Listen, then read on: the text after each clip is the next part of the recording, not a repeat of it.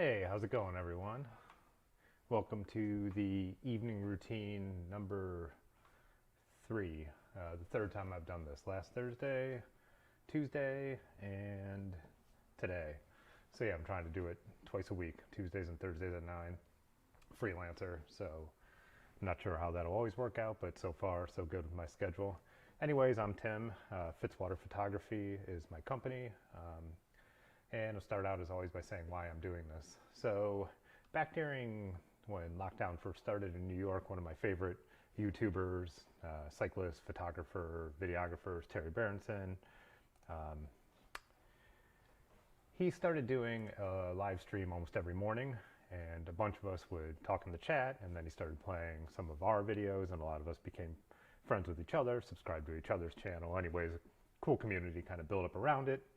And a few weeks ago, someone actually asked him in the chat if doing all these live streams had any benefit, and he said how, yeah, he'd actually been able to do some live streams for companies, and he was starting to making money doing live streams for companies or organizations. I can't remember. But either way, I was thinking about that, and I'm like, if any of my clients asked me if I could run a live stream, I want to be able to do it. So I want it to be a service that I'd be able to offer. So to test out gear and to keep getting better at it, the software and everything, I have decided to try and do a couple of these a week so I could practice and keep adding elements to the stream as I go. So I just have been, I'm shooting on my Canon 5D, so I've got my DSLR hooked up to my computer and working. It seems like the audio has been going well. A couple people in the chat, so you could tell me if you could hear me well. Ben called me an idiot. So yeah, anyways, I'm just kind of having fun with it. I basically ramble and drink beer for about an hour, and hopefully someone joins. But if not, the least I get out of it is that I keep getting better at streaming, and that's kind of what my purpose in being here is, as a YouTube, very, very, very small YouTube channel. Yeah. What's up, Alan and Ben? A few people watching, so yeah. So I guess well, one thing I want to start off is Ben, who's in the chat. He works at a bike shop called Dirty River, and I made a little video, like advertisement kind of for fun for them a while ago. Otis, who owns the shop, really likes gravel riding and also fat bikes and kind of more exploring than, less of the racy style of riding, more of the, I don't know, getting around, trying new things, getting off the beaten path and all that kind of stuff. So made an ad a while ago, and then he ended up just posting it, and I thought it'd be fun to show it on here because I don't want to put it, as a hard post on my YouTube channel. So let me see if I could make this play.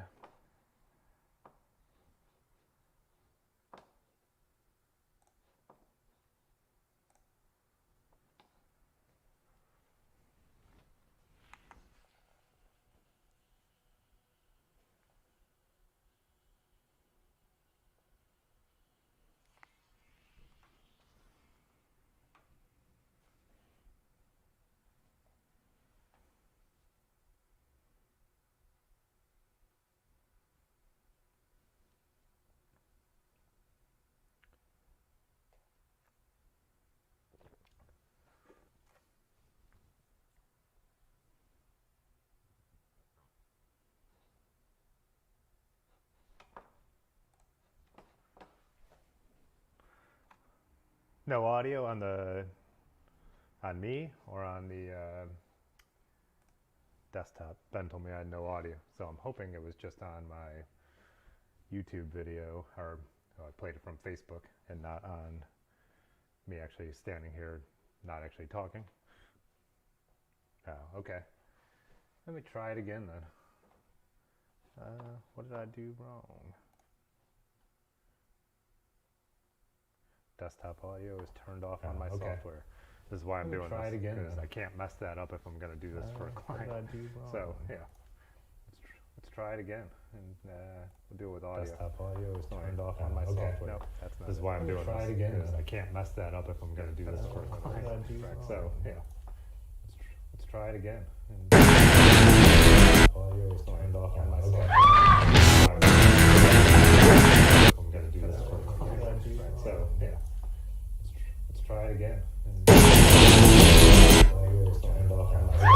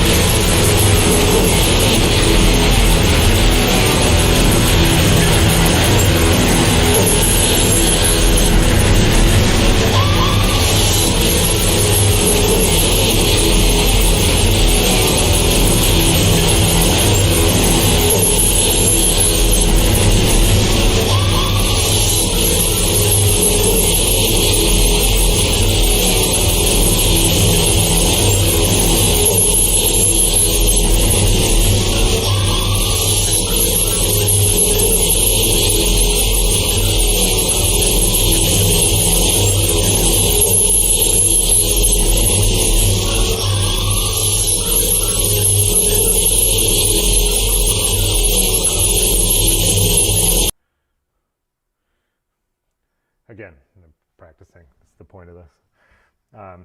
Yeah, so the video was fun to make. And so I like the idea of, it's not that, Dirty River won't sell you a road bike if you really want a road bike, a fast road bike. But that's not their main focus. And so I thought showing some of the things you could actually do, and then the idea of you're not Lance, you don't need his bike. We just talked to so many older guys who are still running Crazy Echo. Yeah, it was doubling up somehow. I can't figure out, that's something I need to figure out the kink when I turn on the volume from the browser, how to not have a double up in the desktop, because it's not coming through the speakers because I'm using a lavalier in the headphones. But yeah, and so I like the idea of you're not Lance, you don't need his bike. And when I made the video originally, Lance had been back in the news because of that ESPN documentary.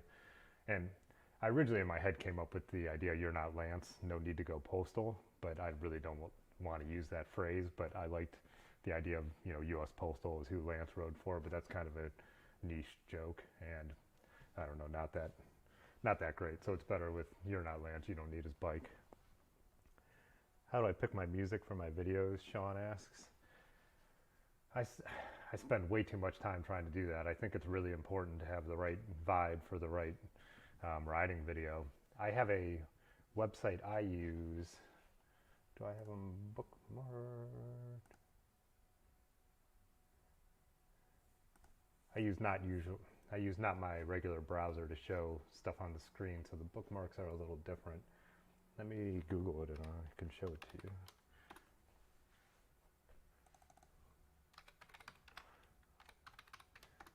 But I decide, first off, I decide if I want, a fast-paced video or like a mellow vibe. I like to use the, kind of like ska and reggae beats for a lot of videos.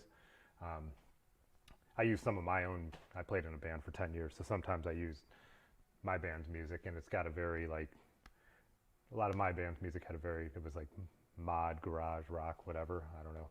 But had a very good beat that's very easy to edit to, because if you edit right to the beat, I find the videos are way more interesting and engaging. But yeah, this one website I use has a great collection of surf rock, which I think surf rock works really well with a lot of the fast-paced, exploring videos like that Dirty River one. Not that you could tell with that weird echoey feedback I was getting, but yeah, so I spend a lot of time searching through music, trying to find the right thing. If I want it to be background music, it has to have a vibe. The video I just did, where we went out to Garrettsville, I started, with more of that, it was sunny and a cool, chill reggae vibe, and then when I went to the rain, I went to a real dreamy and was using slow-mo footage, so I knew I wanted a totally dreamy, different sound.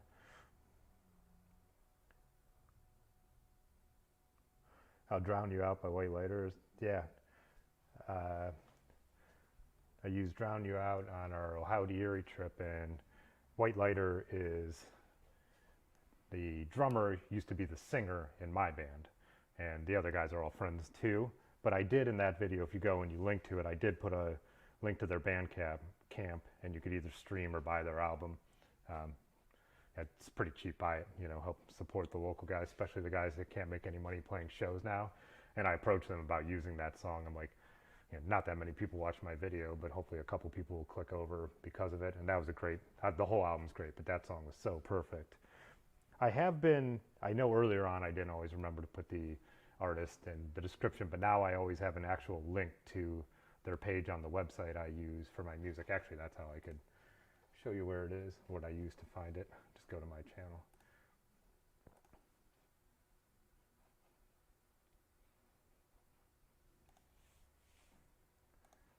Let that play.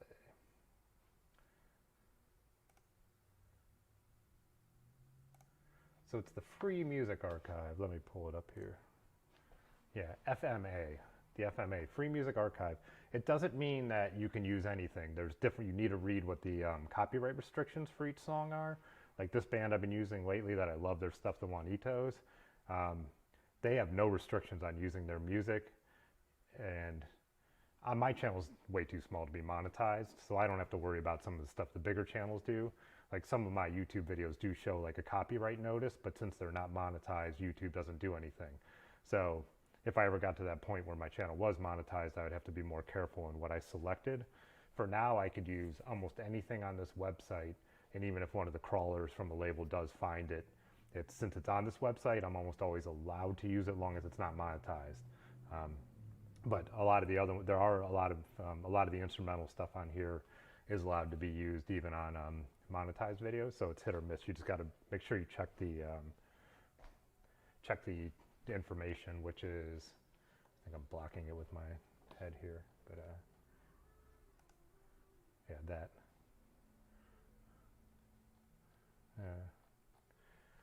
that is in French, but there's the translate. Yeah, so just check that. If you do check out this website, it goes to the Creative Commons, whatever, fair use, however Creative Commons works. I should know better because I use, that kind of stuff in the photography world too.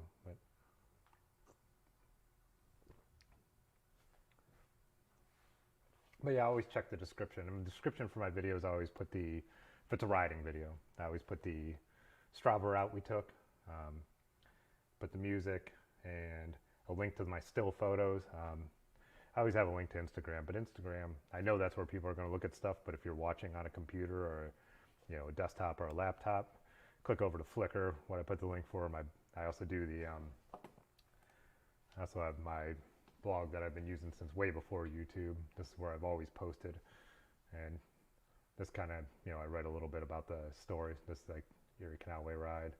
Just post one thing, then I have the kind of like the jump page, and photography is my first passion. It's still my main business, and this kind of stuff's just for fun. But yeah, if you actually ever want to see any of my stuff in any kind of decent quality, and then it's also from here it's click through to Flickr. So all these are hosted on Flickr, and if you click through, you could see them in as big as you want because it uploads almost original file size.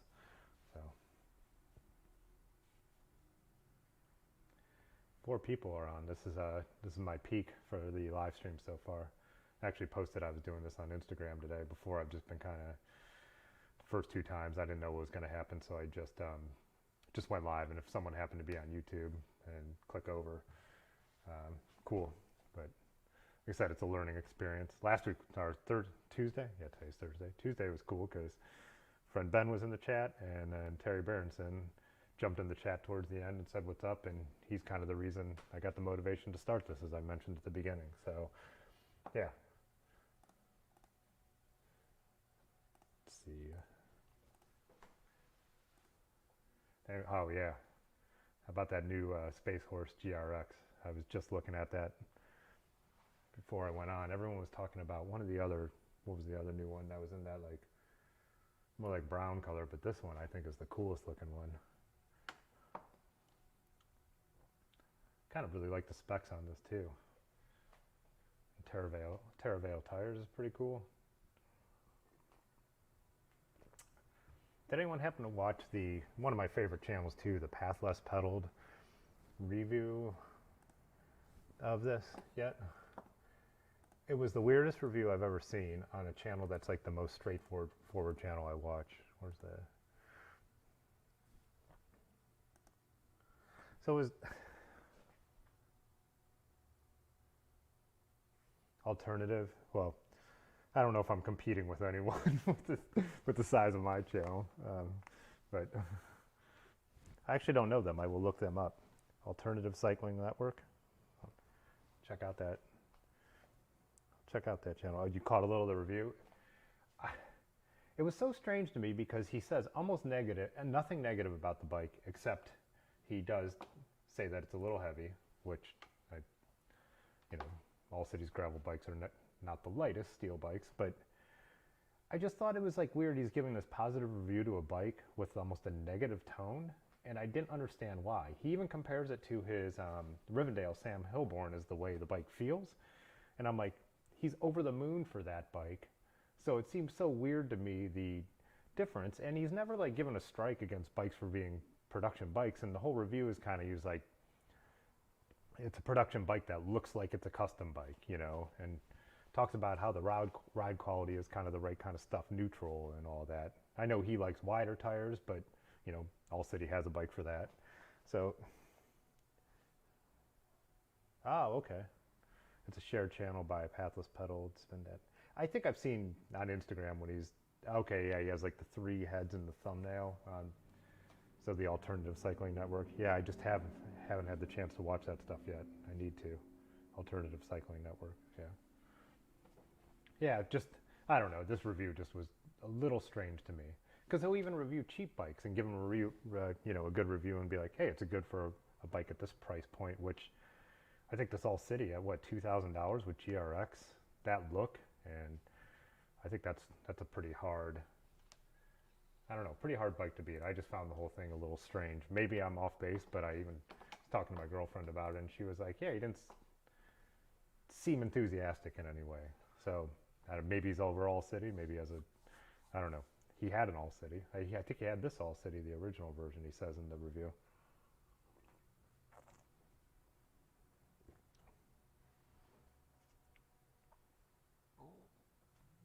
ACN, Ben says, ACN is more long form style. Good stuff. I definitely have to check it out. Yeah. I watch a lot of YouTube and a lot of bike content, but right now I'm watching actually less, YouTube and bike content because the Tour de France is on. So I have that on in the morning, and then with also Terreno Adriatico being on, sometimes when I'm working later in the day, I flip that on. So I'm not a giant TV consumer in general, besides YouTube, and then I have NBC Sports Gold and Flow Bikes to cover the professional cycling stuff. That's pretty much what I watch. So my YouTube watching goes down when pro cycling is on for sure. Oh yeah, so through axle, and did they upgrade something else? No, they went through axle, and well, I guess GRX is new for the stock build, right?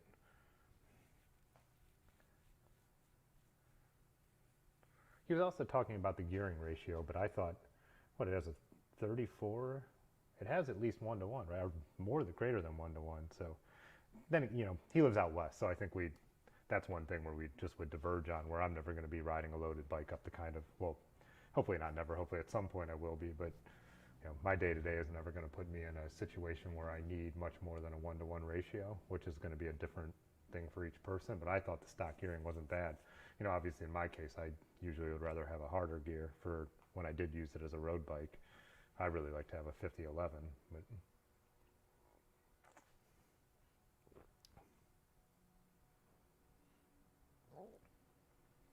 yeah, I'd really want to see this one when Ben said he's excited for them with the through axle. I really want to see them when they end up getting these in the shop. I wonder how many they'll be able to push out, if the bike shortage will have any effect on them. I've been assuming that, it's so hard to get components because I know Ben, who works in the bike shop, and Otis, who owns it, and then we stop in other bike shops when we travel. But I wonder how much, is it just components are a shortage because Shimano and SRAM get the stuff to their big clients, which would be QDP and Trek and Specialized and all that. So, but I know people are low on complete bikes too. So I don't know, it'll be interested to see, and it'll be interesting to see when these companies are able to ramp up production.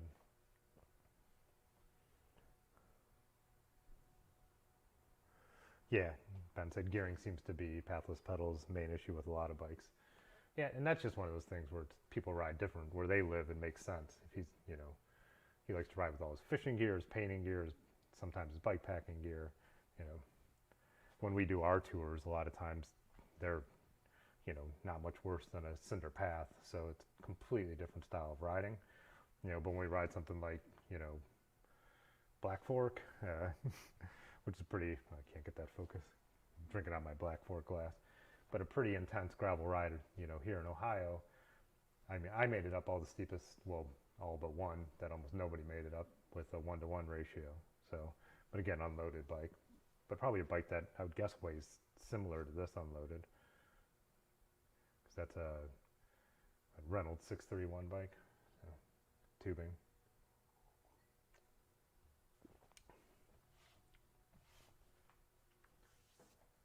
I do have my EF hat on. I don't know if anyone watched Terreno Adriatico yesterday, but EF just absolutely crushed it. They led and pushed the pace all day, and then Mike Woods took off and won the stage, and he is in the lead of the GC now.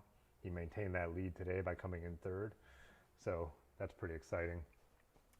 I saw on YouTube, I was watching something about like the post-race interviews, and a couple people in the comments were complaining that EF didn't do enough to talk about the win, but I saw him post everything on Instagram and stuff like that. I think people are annoyed that Mike Woods didn't get selected for the team on the tour, but I don't know. I mean, there's so many races, you have to field a team in each, and you're trying to put all these puzzle pieces where you want them. And then on top of that, it's true that Mike Woods is leaving EF at the end of the year, so I think, EF has all these great young Colombian climbers. I think you want to get them some experience in the tour too. So.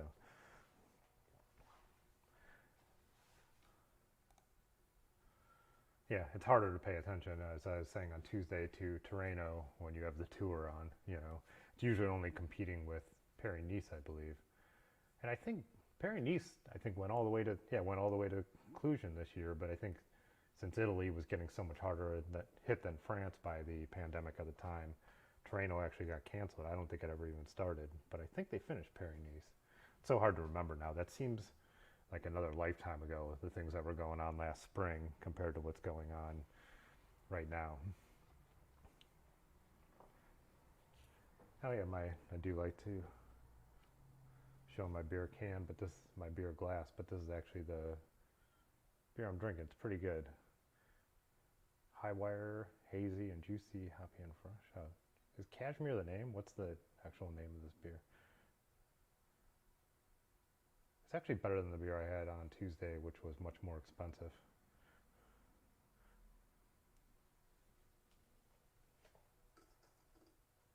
I started off by talking about Terry, and I actually just got his new photo zine in the mail the other day.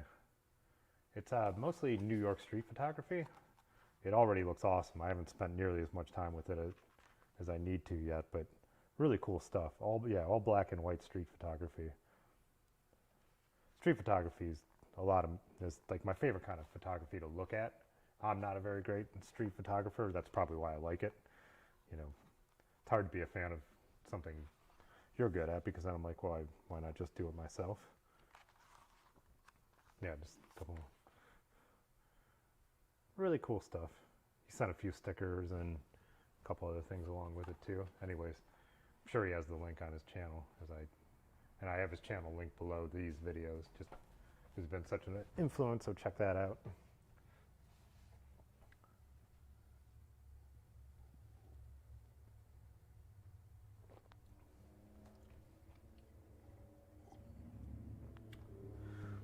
Yeah, the opening scene and the thumbnail for this video too. I was out on Tuesday, right before I went live on Tuesday, shooting some photos with my drone and my camera, they just came out great. The light was beautiful, so I thought I might as well show a couple of those as well. I rode my bike down to Summit Lake, which I believe is about a 6-mile ride from here. I'm covering some events that are going on in Akron, and then some stuff that's changing that's being funded by the Knight Foundation. So their director here in Akron hired me to go out and do a number of different photo shoots as I could fit them into my schedule. So with that perfect light, I went down to see the farmer's market and went and took some close-up photos of all that stuff that was going on. But then I put my drone up over Summit Lake, and yeah, as I said, the light was perfect. I mean, look at these colors on the lake. So I went to the far side of the lake. That's actually the area where the beach and the farmer's market is. The farmer's market is underneath the trees here. But yeah, it's great because that's the towpath that is running right through here. So I could just ride my bike downtown Akron, a couple miles, jump on the towpath and ride directly here. So I was over there shooting photos, then I came to the other side of the lake and put the drone up to get these. So the Knight Foundation, Let's Grow Akron puts on the farmer's market, but the Knight Foundation has been funding a lot of this, channeling money through Civic Commons to put these improvements. This was all just weeds along the lake a few years ago. So no one knew where the coastline was. No one really used the lake in this neighborhood. And now it's getting a lot of use, and it's beautiful, as you could see. And it was like the least used asset in Akron. All the rubber companies that kind of like polluted this, you know, back in the day during heavy production, and it's just become this, like, has this bad reputation. And it's time to bring it back. You can see the proximity to downtown from here, and that's the canal right there. This is what they're redeveloping next. This is the North Shore, so this is one of the things I'm trying to cover for them as they start to, that's one of their next things they're going to invest in. This one bill, I believe it's the building here in the center. The plan they have for it is when they got the idea from another city. So anyone who has like kayaks and canoes, you know, the way my friend Kyle described it to me is, you know, a lot of people have them in the garage and someone's like, it's just taking up space and you only use it a couple times a year. So the idea is that you would bring them and you would put them in a building like here, and then other people could come and use them on the lake and the canal, basically check them out, and you get to reserve it whenever you want to use it as the owner. So it's kind of like this canoe kayak share idea, which is really, really cool. So I think that will be implemented next summer. And like I said, I believe it's this building because it is, I know it's like a North Shore thing. It's just looking a little bit there where they've implemented like a path all the way around the lake. No one ever went all the way around the lake. Like the two sides were like two completely different neighborhoods that never got together. Oh yeah, then on my way home downtown, they were having this workout class. And so I put the drone up and got some shots. This is Lock 3 Park, where normally all summer long would be concerts and the fireworks and all that kind of stuff. But now they're trying to use it for like more like socially distant events. But yeah, the light was so cool. So it was so fun to put the drone up and get these kind of shots. I love the straight down shot with a drone. Yeah, just taking a bunch of different angles. Drones are, I like doing photography with drones almost as much as the videography. You can do a lot of cool stuff with the video, but stuff like this is just awesome. And then they're going to be putting a mural on the side of both sides of the Civic, and that's another thing I'm going to be documenting, so I got some photos of that. And that building down front, this little one is going to be that's a new building. They tore down an old one. There's going to be a secondary smaller stage in there. And then there's Ryan Hughes' house, the old YMCA there, the tall Ghostbusters looking building. One of our best buddies that we ride with lives there. It's been converted into pretty nice apartments. Late days shots of the Civic. Yeah, so that was a cool shoot, and that I love when I could ride my bike and do my job from my bike. So had my backpack with my Canon 5D and my drone and all my equipment that I needed with me that day. And I have a few more coming up. Some are in Kenmore, and the bike path takes us almost all the way to the Kenmore neighborhood of Akron. And now they've put in bike lanes that take you all the way into the heart of Kenmore, which is really cool. So that's all fairly new for Akron. It's riding in the streets here isn't that great. People don't really respect cyclists that much. It's not that fun to be out there. So if there is a lane, you know, it's always a great thing here. Let's see if I can get this. I was going to show the still photos I took with my regular camera.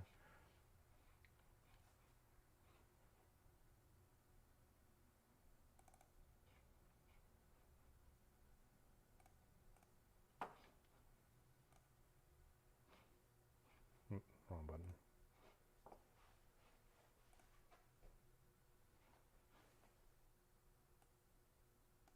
Yeah, my truck out at Summit Lake. Like I said, just perfect light.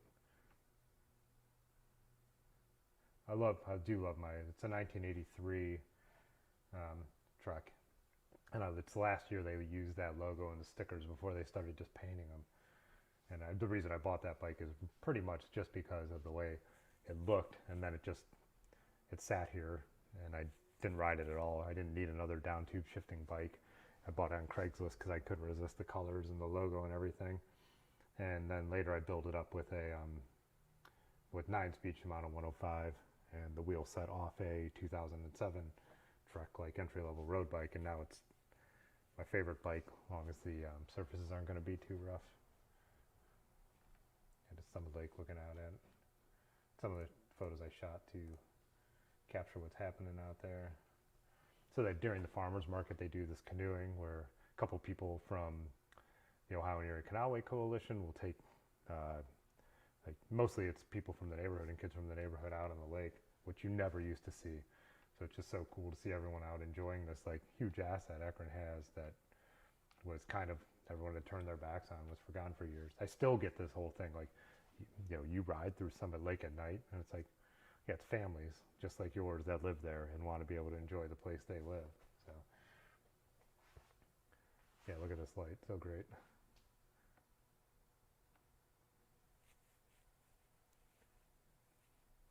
This is one of my favorite. I love the way the light's bouncing off the lake there.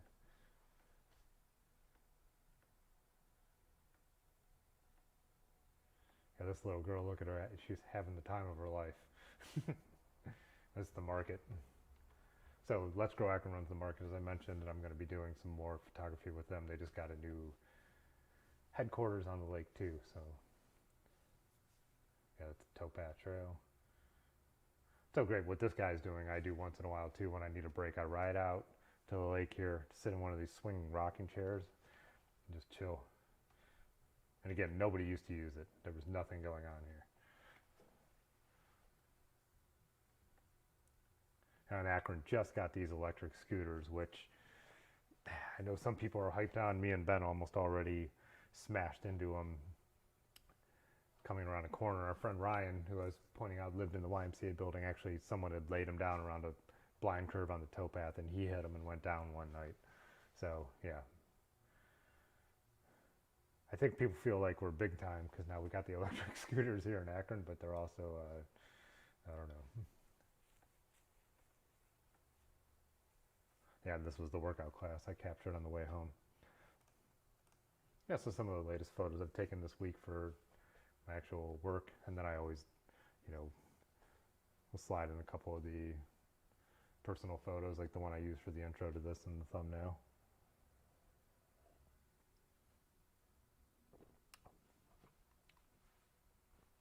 This week I'll actually be photographing cycling for getting paid to photograph cycling, which is pretty cool. The organization that maintains the towpath from Ohio and Erie Canalway Coalition, they kind of maintain the towpath through Akron and the Cuyahoga Valley, and they're like a partner organization. They're having a century ride, which is their big fundraiser. It would have normally been in the spring, but like everything got moved around, and they're doing it different with staggered start times. But I'm going to actually be out riding my bike and covering it. So some people ride 100 miles in one day, the whole century, and some people do it split up Saturday and Sunday, and I'll be out both days kind of riding on the towpath and trying to get photos. I haven't decided how I'm going to do it yet. Like if I want to just mount my GoPro and let it run and change the battery when it dies and make some kind of video, but I do want to make some kind of video for the channel out of it. Working and getting the still photos is going to be my primary, obviously, thing I'm working on, but I'm going to see if I could pull off getting a video out of it too. That's why I'm thinking maybe I just mount it to the bike. I also have an attachment so I could put it in the GoPro. I don't have it on here, that attachment right now, but into the, well, grab my focus. Yeah, it'll actually mount into the hot shoe of the camera, so I could have it like this. So I was thinking that could be a cool way to go, so I could still be taking my still photos and I could just start it up and then maybe get some panning video shots. The organization was hoping I could grab some video capture for them as well. So I'm doing that this weekend. So yeah, pretty much the dream job, getting paid to ride my bike and take photos, the two things I want to do anyways. And then next weekend, they're doing the Towpath 50, which is kind of like a lower barrier to entry fundraiser, and that would be their normal fall one, but they're both in the fall this year. And so that'll be a 50-mile ride. That's like a down to Canal Fulton from here along the towpath and back, and I cover that, and I do that one I donate my time for that one and just enjoy the ride and get the photos I can get, which I like to do that. It's hard for me to volunteer too much because with a freelancer schedule, it's a tough thing to do. So I like to, there's a few organizations, basically I do certain events for them every year for like a half rate or free, or for like a ticket, an extra ticket, or could bring Erin, my girlfriend, along, something like that. It's the way I find I could give back some in-kind services. Everyone's always like, oh, it's a tax write-off, and actually you cannot write off service, so that's not the case. It has to be an actual good to write it off. A lot of people don't realize that. They're always like, oh, do you need a tax form for this? And I'm like, that's not legal. So it is truly a donation, it's like,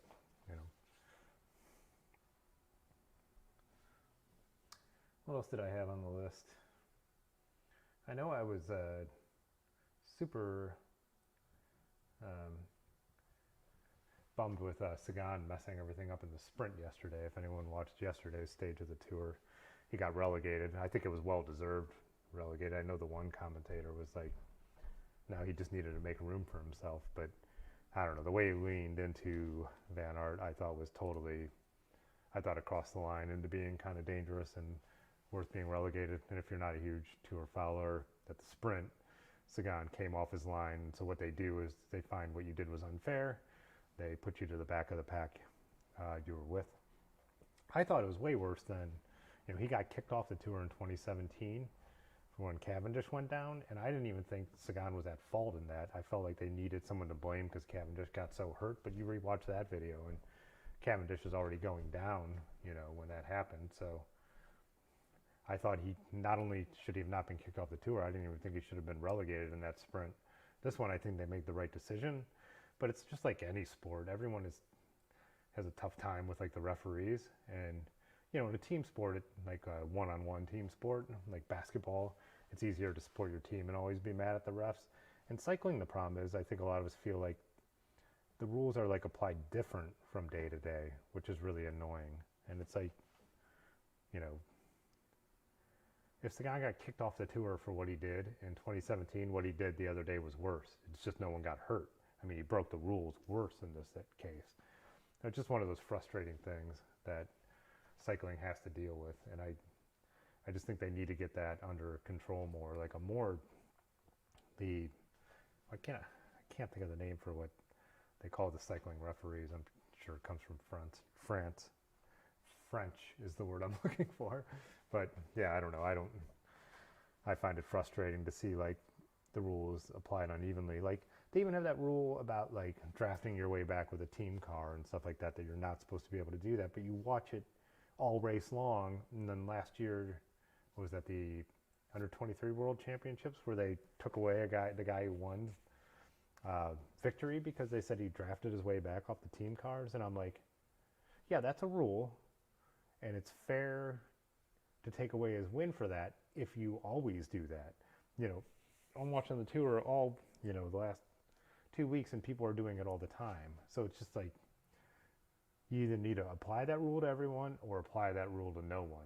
Like it can't be, sometimes you can't draft back. Sometimes you can. How are the riders supposed to know? And so if you follow the rules also and no one else is, and then they don't penalize anyone, you're getting screwed. So something I find super, super frustrating with watching racing sometimes. It's like, Just be fair. Just do the same thing to everybody. You know, I thought it was, I thought it was totally legit that the other day when Alaphilippe, you know, got penalized for grabbing the bottle within 20K. That's a rule. They they do change it sometimes, but everyone's aware when they change it, and that was on his team, not even on him. I ranted about this on Tuesday too. That whoever put that swan near there with the bottle should be fired. I mean, they cost him what, 3 yellow jerseys, you know. I don't know. I never read what happened to him today because he kept attacking to try and bridge across to that breakaway when Hershey won, which was amazing. That guy, well-deserved victory. You know, he got a third, a second, and finally went in the break and got a victory. What, 22-year-old? Just barely 22-year-old? But yeah, Alaphilippe kept trying to get across, and then all of a sudden he dropped off and was kind of looking down at his bike, but I never heard them say what actually happened. If his electronic gearing went, that's kind of what it looked like to me. He kept looking down and wobbling it and couldn't get it into the right, I don't know. I don't think he was going to bridge anyways. I think that Hershey was going to win that race, but I always get annoyed when they're like showing something and the commentators are talking about it. And the wrap-up thing, it's like they just, on NBC, I watch NBC Sports Gold, which is their streaming service. I just subscribe to the cycling. And I'm always like, with the wrap-up, can we get a little more information? And sometimes I feel like it's that kind of Americanized thing of just like headline news. And it's like, anyone who's tuning in to watch the Tour de France starting at 6 a.m. or, you know, ending at 11, you know, middle of the workday, cares about the finer details. Can we cover some of the finer details with the wrap-up show maybe? I don't know. Maybe I should look into if, you know, I know Flow Bikes doesn't have the rights to the tour in the U.S., but I wonder if some of the wrap-up shows go a little more into depth. There's also a really good YouTube channel that does a lot of that stuff called the Lantern Rouge, but yeah, I don't know. I guess that's why I still read the articles sometimes. Yeah, and speaking of the streaming sites, I was thinking of this today too, how NBC Sports Gold, they have 2 feeds. So they have an ad-free feed, and then they have the whatever it is, NBCSN,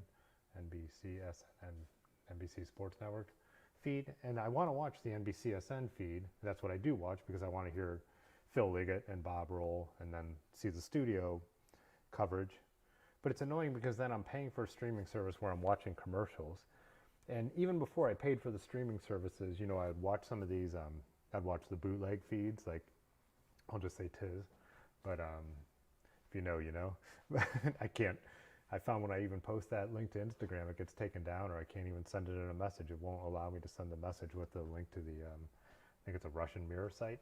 But even on their site, they will show like the Eurosport coverage, and then when Eurosport goes to commercial, they just have the feed on with no volume, the background feed. I mean, you'll hear volume, you hear like whatever the normal race noises would be, just no commentary. And I'm like, NBC, with all their money and what they spend for the tour and what they spend to cover sports, hasn't been able to give us subscribers like the Phil Liggett feed and then cut over to the other the B commentator or whatever that they call that when they're at commercial. I just find that frustrating. When I open the app or there's advertisements, and even I watch it with my Fire TV. That's what I have it on while I'm here working at my desk.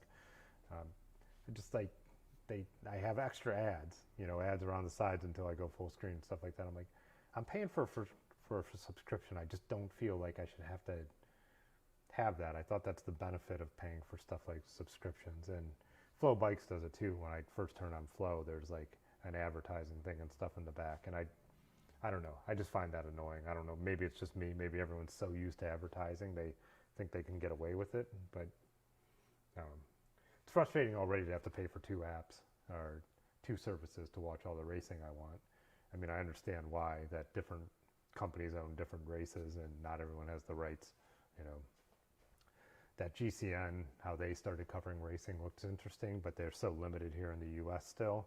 And also, they don't have full screen apps. It's like a phone app, and I'm not watching.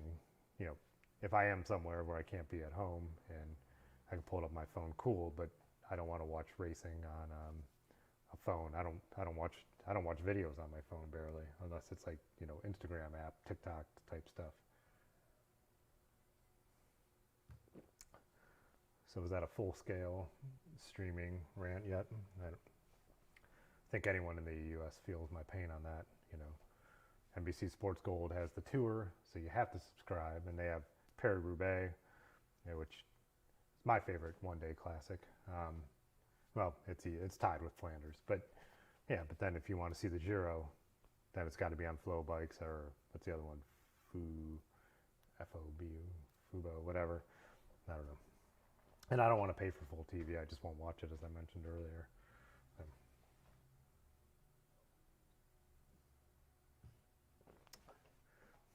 So I think usually like to go an hour, which is another 15 minutes.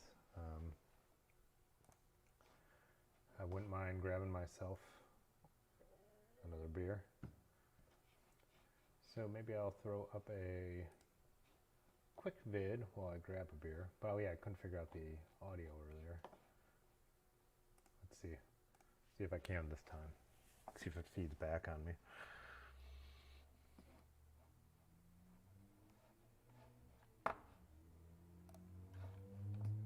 I'm trying to think of what I'd have to turn off.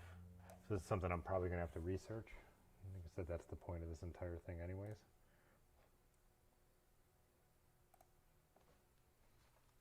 Let's see.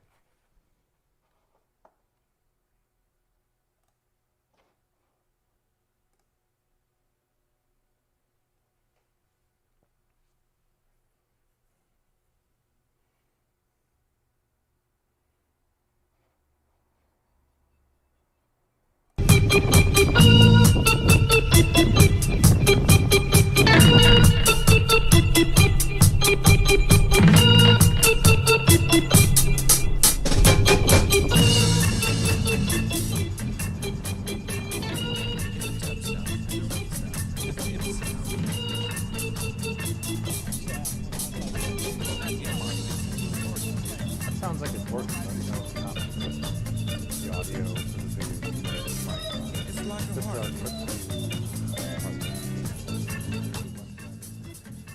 This is our trip to Ben's farm in Garrettsville.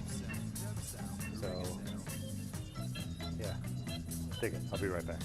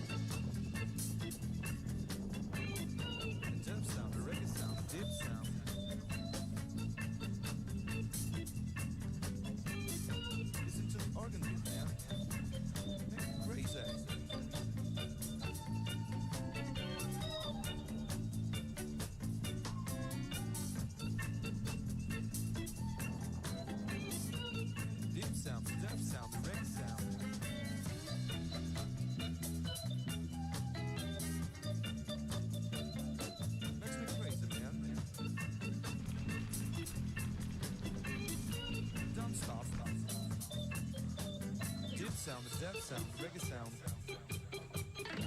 Dip sound, the dub sound, the reggae sound. Dip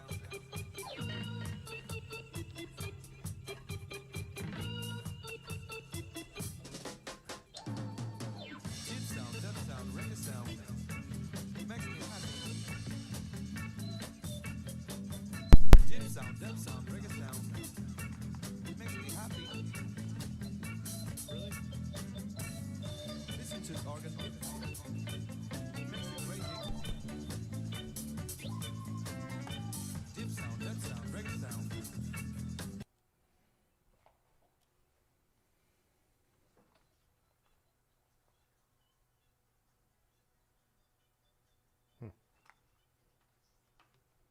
So yeah, this was Garrettsville. This was a blast. What a cool small town. Went to a great brewery. Actually got a Fatheads Oktoberfest here. This is going to taste like water after that last. Turn off the volume. After the hazy IPA. One thing I really like, I'll skip ahead. I've been surprised by is how crystal clear the GoPro shoots. I wouldn't say crystal clear, but how well the GoPro shoots slow-mo at 120 frames a second. Usually you have a degradation in quality when you shoot at high frame rates like that, especially on cheap cameras like a GoPro. Restreaming it here to, a live stream from YouTube is not the best way to check it out. But when I see this footage straight off the GoPro, I'm always impressed by how sharp it looks. I actually have to put a slightly different color grade on it than my regular footage. It's actually just, it seems like it has more of a dynamic range, and it's brighter and everything. So kind of just an interesting thing that I've noticed with the GoPro. I do have a new stills camera pre-ordered, which will shoot better slow-mo video than the one I have now. The 5D, which I'm filming this on, only does 60 frames a second, and once you get used to 120, it's hard to go back. For what I do, 120 is what I like. The GoPro will actually do 240. I never mess with it because I find for cycling, 120 looks to be about the right frame rate to then slow it down to 24 frames a second so it matches the rest of my footage. When it comes to live streaming, that's one thing I haven't looked at yet either, is I need to get into the weeds a little more, of the technical nerdy stuff of what my camera's filming versus what the streaming software OBS is doing versus what YouTube plays at, and if I should be using different shutter speeds and frame rates. All that stuff for my normal video production work is something I'm very into, looking into and knowing all about, and I don't yet when it comes to live streams, if that matters, if YouTube does whatever it wants with the quality, or what you need to do from your home setup to max YouTube's quality. Because even just uploading videos, there's certain things I do to cheat YouTube's quality. Like when I shoot in 1080, I actually export it in 4K, because then YouTube assumes it was a fully 4K video and gives me way more bandwidth. I've been doing that for, I don't know, maybe about a month now, and all my videos that are 4K on YouTube just look way better.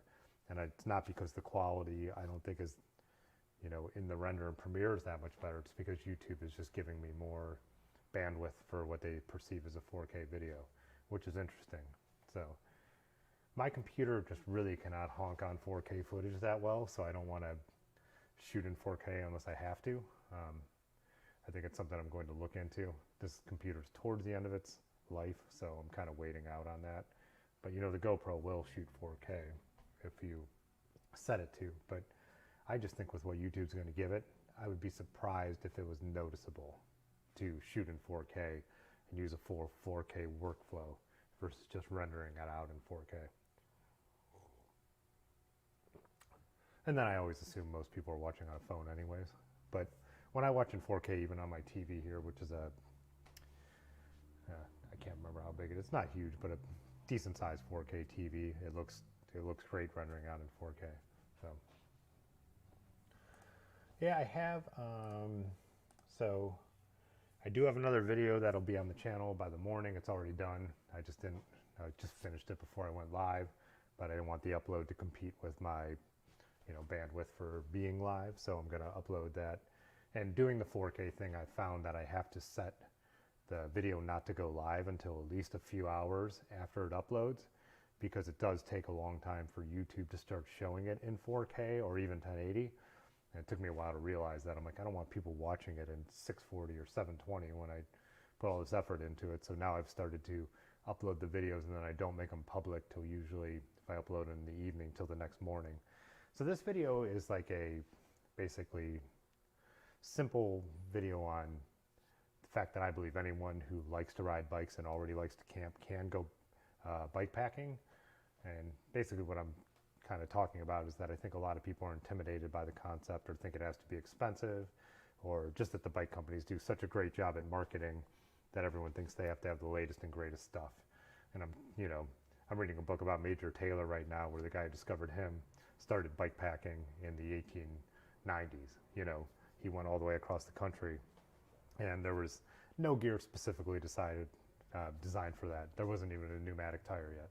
So I kind of made this, it's like a 13-minute ramble where I go through my setups on my Roger Riviera, which is a very, you know, simple bike boom bike, and how initially I was just, you know, stuffing things in wherever you could, you know, in the bike, and that people can do that, or even credit card touring where you could throw a backpack on with some change of clothes, and you could just go ride and stay in an Airbnb somewhere, you know, and get out on your bike, and you don't have to make a huge initial up front investment to find out if you like it. You could do that stuff later if you want to go for 4 days or 5 days or across the country or across the world, whatever it may be.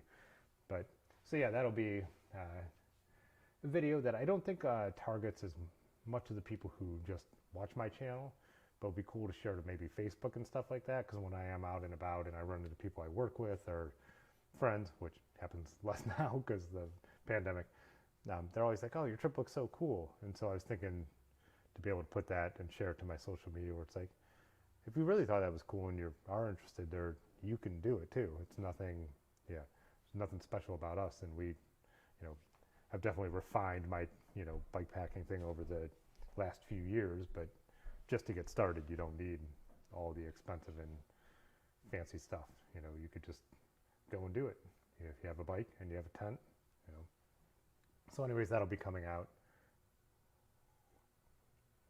Like I said, that'll be out tomorrow, but I won't be able to post over the weekend because I'll be busy doing the Topaz Century both days. But hopefully on Monday, I put together a little bit of video from that photography job of riding and stuff. And then on Monday, I am finally, and I know I mentioned this on Tuesday, finally building my Raleigh gravel bike back up. It's going to be 11-speed 105, and I took off an older 9-speed 105 group set. So meeting Otis at Dirty River, and we are going to get that done. So that'll be exciting. I miss that bike. That bike has more miles on it for me the last 2 years than any other bike. It's just my perfect all-arounder, a Raleigh Tamland 2, the original, the 2014. So yeah, I've got all the parts in. I've had them in for a while, but Otis wanted to be the one to make sure I build it up right. Because I'm like, well, I could piece it together and you could just button it up for me. And he's like, no, we're going to do this together, which is probably a good thing. But so yeah, as I had mentioned, I've already shot a video about where I'm stripping it down, and I talk about that bike like I do. I have a whole series on the bikes I own. Well, half a series, because I'm about halfway through the bikes I own. And so that'll be the next one, but I didn't want to make a video fully about it until I had it built in what is going to be the state I'm riding it in now.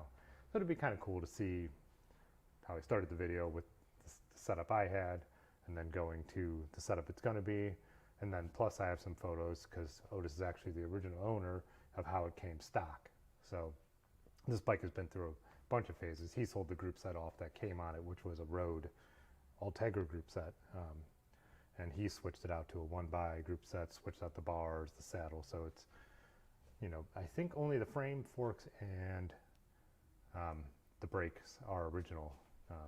So yeah, but it's about to be a pretty cool build. It's about to be closer to what was originally off the shelf than it has been at any point since, because it's going to be 105 11-speed, which is now pretty similar to what the Ultegra 105, the Ultegra 11-speed would have been in 2014, I believe.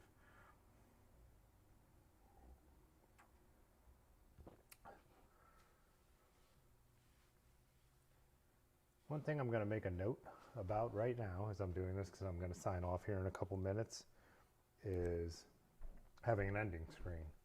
So, and on Tuesday I started that countdown, that 10-minute countdown screen, which I was kind of proud of figuring out how to put a countdown in a photo. And I didn't have time to, but I want to make that a different photo each time, or maybe make it a video that I've shot beforehand with the countdown timer. But I also think when I sign off, there should be some kind of closing end screen, like in all my end screen. Like in all my videos, I kind of do that rotating logo. It could be something like that with a different photo each time, but yeah. Like I've said 2,000 times on this stream tonight, the goal of me doing this is to learn more and add elements to the stream each time to get better and better at it until I feel comfortable being like able to run my clients' live streams. So I do have one already scheduled. It'll be for a group that used to be called the Halloween Charity Ball. They switched their name to the Akron Charity Ball. But just like everything else, they usually have the Friday closest to Halloween. They have a big party here in Akron, a big charity party. It's always a blast. I always do the photography for it, and it's pretty much one of my favorite events to photograph because drunk people in costumes dancing to music is a pretty easy gig, right? You know, I mean, I still have to have the, you know, my technical knowledge, but I learned that by shooting bands years ago. So it's just a blast to shoot. You know, I'm just out there dancing with people with a camera because that's the best way to get photos on the dance floor. But yeah, so since like everything else, it's going to be virtual. So we're going to mix in pre-recorded elements with video elements, pre-recorded elements from video with live elements. So we're going to be running, you know, a live stream the night of that and punching and all that. So this is going to be great practice for that, to know how to do that. Like when I want to show a video, like even showing the countdown video on this is learning how to have a video, then switch to the live stream. And that's kind of the stuff I'm going to have to be going back and forth and doing. So doing this twice a week is going to be great practice. And you saw how, if anyone's been here for a while, you've seen how many wrong buttons I've pushed. So this is to get that practice in and not do it anymore. And yeah, so it's 10 o'clock. I am going to sit down, probably catch up on some of Terry B's videos actually, because I think he just posted a mountain bike one that I haven't seen yet. And it looked like that dude's getting pretty good at that stuff. David's always been good at filming, but actually riding the mountain bike courses too. So anyways, I will see you on, well, I'll have an upload tomorrow, but live stream wise, I will see you on Tuesday.